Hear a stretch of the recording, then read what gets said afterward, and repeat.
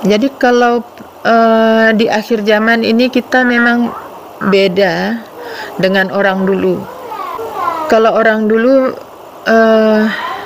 walaupun mungkin kalau aurat terbuka orang dulu, ya kan? Tetapi pada hakikatnya yang terbuka yang sekarang. Ngerti maksudnya enggak? Kalau dulu orang banyak terbuka aurat kebanyakan kan, tapi yang hakikatnya yang terbuka ini sekarang. Karena dulu orang bekerja di kebun, mencari penghidupan, ya untuk beli pakaian aja payah, susah. Jadi ya apa adanya, tapi nggak berdandan, biasa aja.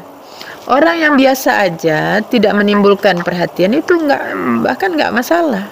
Lebih bermasalah yang berdandan. Udah yang buat berubah orangnya kan pakaiannya, dandanannya. Coba kalau dibiarkan aslinya aja nggak berat laki-laki. Ini berat laki-laki karena apa? Dandanan orang perempuan. Jadi berat dalam menghadapinya.